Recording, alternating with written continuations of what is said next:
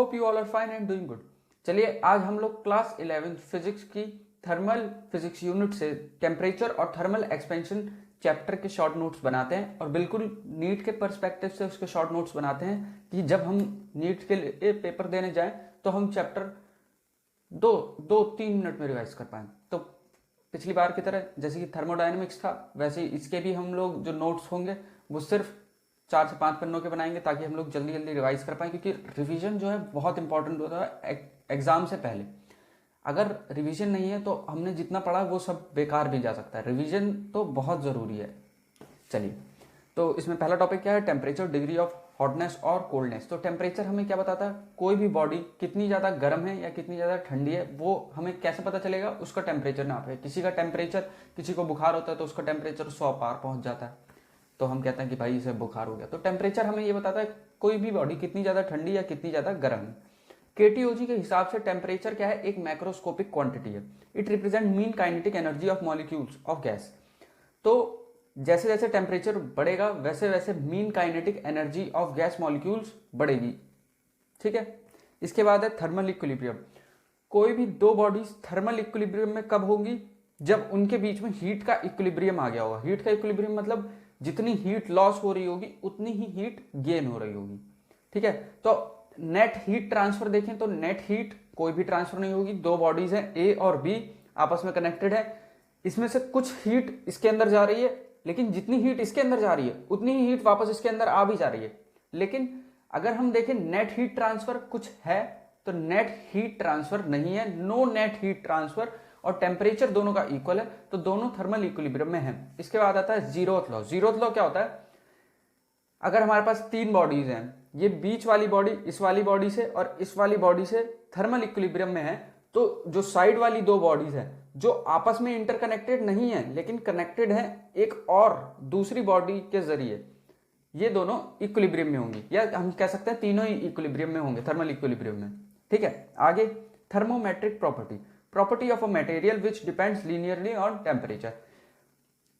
कोई भी हमारे पास मटेरियल है उसकी जो जो प्रॉपर्टीज टेम्परेचर के साथ चेंज होंगी, इसका मतलब वो टेम्परेचर पर डिपेंड कर रही है, तो उन प्रॉपर्टीज को हम क्या कहेंगे? Thermometric property. जैसे कि लीनियर एक्सपेंशन ऑफ Hg, जैसे जैसे टेम्परेचर बढ़ता है जो Hg मतलब जो मरकरी है वो एक्सपेंड होता है। आपने थर्मोमीटर में देखा होगा, थर्मोमीटर जो पहले वाले थर्मोमीटर आते थे, अब तो खैर डिजिटली आने लगे थर्मोमीटर, लेकिन जो पहले वाले थर्मोमीटर आते थे जिनको ऐसे जीप के नीचे लगाते थे और उसमें देखते थे फिर ऐसे करके कि भाई रीडिंग कितनी है, तो उसमें इसी प्रॉपर्टी का यूज किया जाता था, लीनियर एक्सपेंशन ऑफ Hg। जब वो हमारी टंग से टच होता था और मान लीजिए हमें बुखार है तो वो एक्सपेंड करता था और उससे हमें पता चलता था कि भाई टेम्परेचर कितना है बॉडी का। ठीक है। आगे क्या है? Resistance of platinum wire, pressure of gas, volume of gas. ये भी टेम्परेचर चेंज करने के साथ ये जो प्रॉपर्टीज हैं ये भी चेंज होंगी। तो थर्मोमेट्रिक प्रॉपर्टी ये हो गया हमारा। आगे है relation between thermometric property and temperature. Thermometric property और टेम्परेचर के बीच में रिलेशन है, इसका एक फॉर्मूला देखा है, ये फॉर्मूला आपको आना चाहिए। तो हमने थर्मोमेट्रिक प्रॉपर्टी क्या पढ़ा था? टेम्परेचर चेंज करेंगे प्रॉपर्टी की वैल्यू चेंज होगी। तो हमें किसी भी टेम्परेचर पे एक प्रॉपर्टी की वैल्यू दे दी जाएगी, हमें बताना होगा कि उस प्रॉपर्टी की वैल्यू किस टेम्परेचर पे होगी जो दे रखी है। तो उसके लिए फॉर्मूला है x minus x1 upon x2 minus x1 into T2। यहाँ पे T1 और T2 क्या है? Reference temperature, T2 maximum temperature, T1 lowest temperature, x1 property eight lowest temperature, x2 property eight highest temperature. तो इस फॉर्मूले को अप्लाई करेंगे तो हमें जो है टेम्परेचर की वैल्यू पता चल जाएगी कि कितनी है। आगे एग्जांपल दे रखा है, 0 और 100 डिग्री सेल्सियस को रेफरेंस पॉइंट ले रखा है हमने, तो टेम्परेचर कैसे निकालेंगे? जिस टेम्परेचर पे हमें प्रॉपर्टी दे रखी है उस प्रॉपर्टी से हम टेम्परेचर कैसे निकालेंगे? x माइनस x0 मतलब property eight 0 degree Celsius upon x100 minus x0। x100 क्या है? Property eight 100 degree Celsius, x0 का property eight 0 degree Celsius into 100 degree Celsius. अब आगे हमें अलग अलग तरीके के टेम्परेचर स्केल्स दे रखे हैं, उनके बारे में इंफॉर्मेशन दी गई है। इस इंफॉर्मेशन के बारे में हमें पता होना चाहिए। जैसे सेल्सियस स्केल में कितने डिवीजन होते हैं, 100 डिवीजन होते हैं। फ़ारेनहाइट स्केल में कितने डिवीजन होते हैं, 180 डिवीजन होते हैं। केल्विन स्केल में कितने डिवीजन होते हैं, 100 डिवीजन होते हैं। इनमें लोएस्ट टेम्परेचर इनका कितना होता है, हाईएस्ट टेम्परेचर ये लोग कितना मेजर कर सकते हैं, तो लोएस्ट टेम्परेचर होता है 0 डिग्री सेल्सियस, सेल्सियस स्केल में 32 डिग्री फ़ारेनहाइट, फ़ारेनहाइट स्केल में। केल्विन स्केल में 273.15 केल्विन होता है लोएस्ट टेम्परेचर जो कि केल्विन स्केल मेजर कर सकता है। ठीक है, वैसे इसके हाईएस्ट वैल्यू दे रखे हैं, ये हमें पता होनी चाहिए। आगे देखते हैं रिलेशन बिटवीन वेरियस स्केल्स।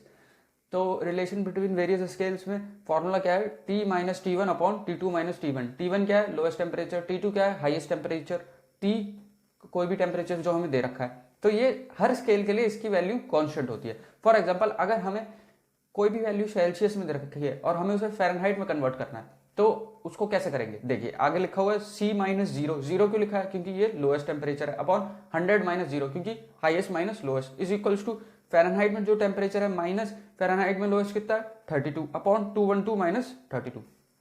तो ऐसे आप इसे निकाल सकते हैं। आगे एक सिंपल सा फॉर्मूला और भी चीज़ों को और ज़्यादा फास्ट करने के लिए, क्योंकि टाइम बहुत ज़्यादा इंपॉर्टेंट होता है, KFC अपॉन 595, ये आपको याद होना चाहिए। डेल्टा K क्या होता है, K minus 273.15, kelvin minus lower limit F minus 32, Fahrenheit minus lower limit upon C minus 0 upon 595। 595 ये कैसे आया, जो नीचे वैल्यूज थी उनको कट कट कट डिवाइड करके फिर आया 595। और अब हमें पूछा जाए कि एक टेम्परेचर जिसकी वैल्यू सेल्सियस में कुछ है, उसी टेम्परेचर की वैल्यू फ़ारेनहाइट में कुछ है, और उसी टेम्परेचर की वैल्यू सेल्सियस में कुछ है। ठीक है, अगर हमें दे दिया जाए कि हमारे पास एक डिजिट मान लेते हैं, मान लीजिए x, हमने मान लिया x एक डिजिट है, x कुछ भी हो सकता है 1 2 3 4 5 6 7 8 9, तो x kelvin, x Fahrenheit, x Celsius, तीनों में से सबसे बड़ा कौन होगा, x सेल्सियस। अगर मान लीजिए सब में वैल्यू दे रखी है 9 केल्विन, 9 फ़ारेनहाइट, 9 सेल्सियस, तो सबसे ज्यादा वैल्यू, सबसे ज्यादा टेम्परेचर किस में, या सबसे ज्यादा हॉट कौन है, तो आप कहेंगे जो 9 सेल्सियस है, फिर उससे कम 9 फ़ारेनहाइट, उससे कम 9 केल्विन। ठीक है, आगे हम लोग पढ़ते हैं thermal expansion in solid and liquid due to unsymmetrical distribution of potential energy with distance thermal expansion occur. Solid और लिक्विड में जो है थर्मल एक्सपेंशन क्यों होता है, अब ये बात जानने वाली है। देखिए पोटेंशियल एनर्जी का जो कर्व है वो सिमेट्रिकल नहीं है। सिमेट्रिकल नहीं है मतलब कि यहां पे जाता है तो इसकी पोटेंशियल एनर्जी ज्यादा हो जाती है, यहां जाता है तो कम हो जाती है। यहां अगर ये है रेफरेंस पॉइंट, यहां जाता है ज्यादा है, लेकिन इसी के करस्पॉन्डिंग इस साइड में यही वाला पॉइंट जो है, यहां पे उसकी पोटेंशियल एनर्जी उतनी नहीं है, तो उतनी ही यहां पे आएगी, ऐसे ऐसे। तो यहां पे ये कम डिस्टेंस कवर करेगा, यहां पे ये ज्यादा डिस्टेंस कवर करेगा, जिसकी वजह से कुल मिला के अगर आप देखेंगे तो एक साइड में कम डिस्टेंस कवर करेगा, दूसरे साइड में ज्यादा डिस्टेंस कवर करेगा, जिसकी वजह से अगर आप ओवरऑल देखेंगे तो जो सॉलिड या लिक्विड है वो एक्सपेंड करेगा। आगे क्या है, gases due to increase in kinetic energy thermal expansion occur. Kinetic energy बढ़ जाने की वजह से थर्मल एक्सपेंशन होता है। क्यों, क्योंकि इनमें गैसेस में हम लोग आइडल गैस ज्यादातर देखते हैं, आइडल गैस में पोटेंशियल एनर्जी 0, तो पोटेंशियल एनर्जी तो है नहीं, आपस में चिपके हुए तो है नहीं। पोटेंशियल एनर्जी जब आपस में पास आते हैं तब आती है पोटेंशियल एनर्जी, चिपके हुए तो है नहीं, तो उनके पास तो काइनेटिक ही एनर्जी है। जब उनकी काइनेटिक एनर्जी बढ़ जाती है तो वो इधर उधर और ज्यादा तेजी से दौड़ने लग जाते हैं, और ज्यादा तेजी से दौड़ने लग जाते हैं, तो फिर उनका एक्सपेंशन हो जाता है। इसके बाद है थर्मल एक्सपेंशन मैक्सिमम किस में होता है, गैसेस में, मिनिमम किस में होता है, सॉलिड में। क्यों, due to difference in intermolecular force of attraction. Force of attraction बचपन से पढ़ते आ रहे हैं, सॉलिड में ज्यादा होता है, जिसकी वजह से उनका एक्सपेंशन कम होता है। गैसेस में फोर्स ऑफ अट्रैक्शन बहुत कम होता है, इसलिए उनका एक्सपेंशन ज्यादा होता है। अब देखिए आगे क्या दे रखा है, सॉलिड के अंदर तीनों तरीके के एक्सपेंशन हो सकते हैं। तीनों कैसे, लीनियर, सुपरफिशियल और वॉल्यूमेट्रिक। लीनियर मतलब लंबाई में चेंज, लेंथ में चेंज, ठीक है। सुपरफिशियल मतलब एरिया में चेंज, और वॉल्यूमेट्रिक मतलब वॉल्यूम में चेंज। तो इसका फॉर्मूला क्या दे रखा है, L is equals to L not plus L not alpha delta T, ठीक है। तो L not original length, alpha क्या है, coefficient of linear expansion, delta T क्या है, टेम्परेचर डिफरेंस। इसके आगे और कुछ फॉर्मूला दे रखे हैं, ये भी आपको पता होना चाहिए। परसेंटेज चेंज इन अगर आपको लेंथ पूछेगा तो फॉर्मूला आपको पता होना चाहिए, delta L by L into 100% is equals to alpha delta T into 100%। ठीक है, अल्फा क्या होता है? Coefficient of linear expansion, beta coefficient of superficial expansion और gamma coefficient of volumetric expansion. वैसे एरिया में भी यही फॉर्मूला लग जाएगा, A is equals to A not plus bracket में 1 प्लस बीटा डेल्टा टी, और वॉल्यूम के लिए v is equals to V not 1 plus gamma delta T. अगर आइसोट्रोपिक है, आइसोट्रोपिक अगर एक्सपेंशन है तो जितना लेंथ बढ़ेगा या कम होगा x एक्सिस में, उतना ही लेंथ बढ़ेगा या कम होगा y एक्सिस में, और उतना ही लेंथ बढ़ेगा और कम होगा z एक्सिस में। आइसोट्रोपिक मतलब बढ़ रहा है तो तीनों दिशाओं से एक साथ बढ़ रहा है, घट रहा है तो तीनों दिशाओं से एक साथ घट रहा है, ये चीज आपको पता होनी चाहिए। एनाइसोट्रोपिक मतलब x में मान लीजिए 2 सेंटीमीटर बढ़ा तो y में 1 ही सेंटीमीटर बढ़ा, मतलब अनइक्वल तरीके से बढ़ रहा है, तो एनाइसोट्रोपिक एक्सपेंशन। ठीक है, बीटा अगर हमें दे रखा हो, इसमें अल्फा दे रखा हो, तो बीटा की वैल्यू कैसे निकालेंगे? 2 अल्फा। कब? जब आइसोट्रोपिक सुपरफिशियल एक्सपेंशन हो रहा है। और 3 अल्फा कब लगाएंगे गामा की वैल्यू निकालने के लिए? जब आइसोट्रोपिक वॉल्यूमेट्रिक एक्सपेंशन हो रहा हो। इन फॉर्मूलों को यूज करना आना चाहिए, बहुत ज्यादा जरूरी है। और अगर अलग अलग है तो x वाले को प्लस कर देंगे, y वाले को प्लस करेंगे, बीटा की वैल्यू आ जाएगी, x वाले को प्लस कर देंगे, y वाले को प्लस कर देंगे, z वाले को प्लस कर देंगे, गामा की वैल्यू आ जाएगी हमारे पास। ठीक है, आगे क्या है? Application of thermal expansion. इसका इफेक्ट डेंसिटी पे क्या पड़ता है? डेंसिटी जो नई वाली है is equals to rho not, जो ओरिजिनल डेंसिटी थी उसकी, upon 1 plus gamma delta T. ठीक है, आगे थर्मल स्ट्रेस। y क्या होता है हमारे पास? Young's modulus. यंग्स मॉड्यूलस क्या होता है? Stress upon strain. तो स्ट्रेस हम इससे निकालेंगे y इंटू स्ट्रेन। स्ट्रेन क्या होता है? Change in length upon original length, तो डेल्टा एल अपॉन एल। तो इससे हमारे पास ये फॉर्मूला आ जाएगा, और ये फॉर्मूला भी हमें याद होना चाहिए। जब टेम्परेचर हम बढ़ा रहे हैं, टेम्परेचर जब हमने बढ़ाया तो यहां से स्ट्रेस और ज्यादा बढ़ने लग जाएगा। यहां से स्ट्रेस और ज्यादा क्यों बढ़ने लग जाएगा? क्योंकि बीच में जो मटेरियल अटका हुआ है वो एक्सपेंड करेगा। टेम्परेचर बढ़ने पे वो एक्सपेंड कर रहा है, तो साइड से कंप्रेसिव स्ट्रेस प्रोड्यूस होगा। जब टेम्परेचर कम करेंगे तो वो पिचकने लग जाएगा या छोटा होने लग जाएगा, तब उसका टेंसाइल स्ट्रेस प्रोड्यूस होगा। आगे दे रखा है बाय मेटेलिक स्ट्रिप, जो जितनी जल्दी कॉन्ट्रैक्ट करेगा उतनी ही जल्दी एक्सपेंड भी करेगा, या जो जितनी जल्दी एक्सपेंड करेगा उतनी जल्दी कॉन्ट्रैक्ट भी करेगा। क्यों? क्योंकि अल्फा उसका ज्यादा है। ये देखिए, अब हमें दिखा रखा है, ये है हमारे पास बायोमेट्रिक स्ट्रिप। अल्फा 1, इस वाले का अल्फा 1 ज्यादा है, इस वाले का अल्फा 2 जो है वो कम है। तो हमने टेम्परेचर बढ़ाया तो इसका अल्फा 1 ज्यादा है, तो ज्यादा जल्दी एक्सपेंड करेगा, तो ये ऐसी हो जाएगी इसकी शेप। क्यों? क्योंकि जो ये वाला है वो ज्यादा एक्सपेंड कर रहा है। लेकिन जब हम टेम्परेचर कम करेंगे, अभी नॉर्मल ले आए टेम्परेचर, अब हमने टेम्परेचर कम किया तो ये ज्यादा एक्सपेंड हो रहा था, तो ये ज्यादा टेम्परेचर कम करने पे ज्यादा कॉन्ट्रैक्ट भी होगा, तो ये तब ऐसे मुड़ जाएगा। तो ये है बायमेटेलिक स्ट्रिप। इसका फॉर्मूला रेडियस जो आएगा वो क्या आएगा? 2d upon delta alpha into delta T. Delta alpha क्या है? उनके जो कोफिशिएंट ऑफ एक्सपेंशन है उनके बीच का डिफरेंस। टेम्परेचर डेल्टा टी क्या है? Temperature difference. इसको थर्मोस्टेट में यूज किया जाता है मेक एंड ब्रेक सर्किट में। ठीक है, आगे इसके बाद क्या है? Scale correction. ये फॉर्मूला आपको पता होना चाहिए। True reading is equals to scale reading 1 plus alpha delta T. True reading जो ओरिजिनली है उसकी लेंथ, स्केल रीडिंग जो हमारा जो स्केल है, अब टेम्परेचर बढ़ने पे स्केल की लेंथ जो है वो बढ़ चुकी है। क्यों? क्योंकि टेम्परेचर बढ़ा है, तो वो जो रीडिंग दे रहा है अब वो ट्रू रीडिंग नहीं है, उसको हम क्या कहेंगे? स्केल रीडिंग, जो कि हमें पता है गलत है। अब आगे effect of time period on pendulum clock. Time period पे क्या इफेक्ट पड़ेगा? टी का फॉर्मूला होता है T is equals to 2 pi root L by G. T2 is equals to T1 1 plus alpha delta T by 2। ये formula आपको याद होना चाहिए। देखिए, आपने देखा होगा इसमें मैं ना आपको डेरिवेशन बता रहा हूँ ना और कुछ बता रहा हूँ कि ये फॉर्मूला कहाँ से आया क्या है। ये सिर्फ point to point, cut to cut हम पढ़ रहे हैं कि अगर हमारा 5 दिन बाद पेपर है और हमें इस चैप्टर को रिवाइज करना है तो आप कैसे करेंगे? क्या आप पूरी बुक रिवाइज कर पाएंगे? नहीं कर पाएंगे ना। आप लास्ट टाइम के लिए यही काम में आता है। तो T2 क्या है, न्यू टेम्परेचर, T1 जो पहले से है temperature, delta T upon T1 is equals to alpha delta T by 2। Delta T क्या होता है, टाइम लॉस और या टाइम गेन। अच्छा, delta capital T temperature difference, delta small t time difference, ये चीज याद रखिएगा, कंफ्यूज मत हो जाइएगा इसमें। आगे है विंटर, विंटर में क्लॉक तेज भागेगी तो टाइम को गेन करेगी, समर में क्लॉक स्लो भागेगी तो टाइम को लूज करेगी। अब थ्रस्ट के ऊपर क्या इफेक्ट पड़ता है, U2 upon U1 is equals to 1 plus gamma solid delta T upon 1 plus gamma liquid delta T। ये फॉर्मूला भी आपको पता होनी चाहिए। U2 क्या है, नया वाला, U1 क्या है, पुराना वाला थ्रस्ट। अब इसके नीचे भी एक कंडीशन दे रखी है, अगर गामा सॉलिड ज्यादा हुआ गामा लिक्विड से तो U2 is greater than U1, और अगर गामा लिक्विड ज्यादा हुआ तो U1 is greater than U2।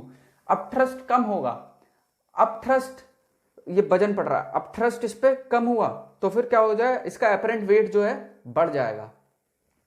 आपने पढ़ा होगा, अगर पानी में किसी बॉल को हम डालेंगे तो उसका जो ओरिजिनल वेट है वो तो नहीं नाप पाएगा।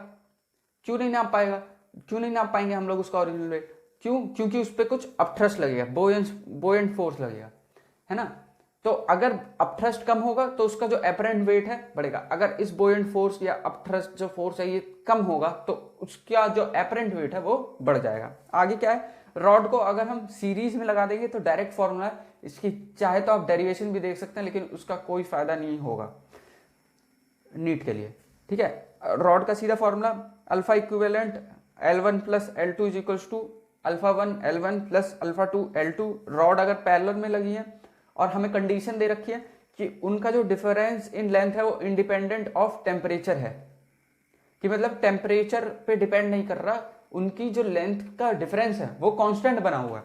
तो उसके लिए क्या फॉर्मूला है, L1 alpha 1 is equals to L2 alpha 2। मतलब इसमें ये कहा गया अगर दो रॉड हैं, ये और ये दो रॉड है, इनके बीच में इतना डिफरेंस है लेंथ का, अब हम टेम्परेचर बढ़ाते जा रहे हैं लेकिन इनके बीच का डिफरेंस अभी भी इतना ही है, हमने टेम्परेचर और बढ़ाया है अभी भी इनके बीच का डिफरेंस इतना ही है लेंथ का। तो अब हम ये फॉर्मूला लगाएंगे L1 alpha 1 is equals to L2 alpha 2। आगे है thermal expansion H2O।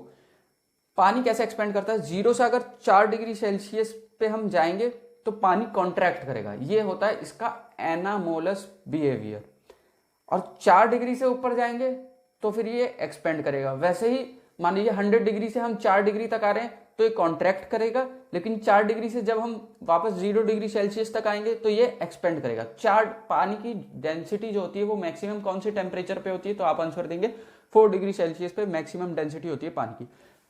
Apparent expansion of liquid, expansion of liquid with respect to vessel. अब देखिए, आपने एक वेसल ली, वेसल के अंदर पानी लिया, उसको गर्म करने के लिए रख दिया, तो आप एक्सपेक्ट करेंगे कि भाई जो पानी है अंदर का उसका टेम्परेचर बढ़ेगा और जो पानी है वो एक्सपेंड करेगा। लेकिन क्या आपने ये सोचा कि आपने जो वेसल रख रखी है वो भी तो एक्सपेंड करेगी, वो मेटेलिक वेसल है उसका भी कुछ कोफिशिएंट ऑफ एक्सपेंशन होगा तो वो भी तो एक्सपेंड करेगी। तो एपरेंट मतलब कि ये मान लीजिए जो आपकी वेसल है वो 5 बड़ी और जो वाटर है वो 9 बड़ा, है ना। तो जो 9 बड़ा ये ओरिजिनल है, लेकिन एपरेंट क्या होगा कि लिक्विड कितना बड़ा, उसमें से जब हम माइनस करेंगे कि जो है वेसल कितनी बड़ी। इसका फॉर्मूला क्या है, delta V apparent is equals to V not जो कि ओरिजिनल है, original volume of vessel, gamma apparent delta T. Gamma apparent का फॉर्मूला क्या है, gamma liquid minus gamma vessel, V not क्या है, initial volume of the liquid. Gamma real क्या होगा, gamma apparent plus gamma vessel. देखिए 3-4 पन्नों का है, खत्म हो गया बड़ी आसानी से। अब इसके बाद आपको क्वेश्चन प्रैक्टिस करनी है। अगर आपके कॉन्सेप्ट्स फिजिक्स में क्लियर हैं कि क्या चीज़ कैसे हो रही है, आप सोच पा रहे हैं, आपको फॉर्मूले सारे याद हैं और आपने क्वेश्चन प्रैक्टिस कर रखी है, तो फिजिक्स में फिर आपके जो है नंबर ज़्यादा आने के चांसेस बहुत ज़्यादा बढ़ जाते हैं और नंबर कटने के चांसेस बहुत ज़्यादा कम होते हैं। लेकिन नंबर कटने के चांसेस बहुत ज़्यादा कम तब होते हैं, फिजिक्स में ज़्यादातर क्या होता है कि हमें आती काफ़ी सारी चीज़ें, लेकिन जब हम उसे एग्जाम में अप्लाई करने जाते हैं तब वो गलत हो जाती है। तो इसका सिर्फ एक ही सॉल्यूशन है कि ज़्यादा से ज़्यादा क्वेश्चन प्रैक्टिस। हाँ, पेन घिस डालो। फिजिक्स में तो आपके हाथ ऐसे होने चाहिए कि आपने कॉपियों की कॉपियां भर दी, बिल्कुल हाथ रुकने नहीं चाहिए फिजिक्स में, भले ही आंसर गलत आ रहा हो लेकिन हाथ आपका चलता रहे चलता रहे चलता रहे, क्वेश्चन आप सॉल्व करते रहे करते रहे करते रहे। और फिजिक्स में आपको परफेक्ट होने की सिर्फ यही एक टेक्निक है, जब तक आप पानी में खुद नहीं उतरोगे, पानी की गहराई आपको पता नहीं चलेगी, जब तक आप क्वेश्चन खुद सॉल्व नहीं करोगे, आपको नहीं पता चलेगा कि क्वेश्चंस कैसे पूछे जाते हैं। आपका माइंडसेट उस लेवल का सेट हो ही नहीं पाएगा जब तक आप क्वेश्चन प्रैक्टिस नहीं करेंगे। तो फिजिक्स में तो क्वेश्चन प्रैक्टिस मस्ट है, आपको किसी भी हाल में करनी ही करनी है। देखिए बायोलॉजी में एनसीईआरटी मस्ट है, आपको पूरी रटी हुई होनी ही होनी चाहिए। फिजिक्स में क्वेश्चन प्रैक्टिस आपकी मस्ट है। केमिस्ट्री में इनऑर्गेनिक देखेंगे तो आपको याद होना जरूरी है, ऑर्गेनिक देखेंगे तो आपको समझ में आना जरूरी है ऑर्गेनिक, और अगर आप फिजिकल देखेंगे तो फिजिकल में फिर आपको क्वेश्चन प्रैक्टिस जरूरी है कॉन्सेप्ट के साथ। तो इतनी चीजें हैं जो आपको आनी ही आनी चाहिए, और नीट में फिर आपकी रैंक को अच्छी रैंक आने से कोई नहीं रोक सकता। That's all for today, thank you so much. और ठंडी आ रही है तो सब लोग अपना ख्याल रखिए।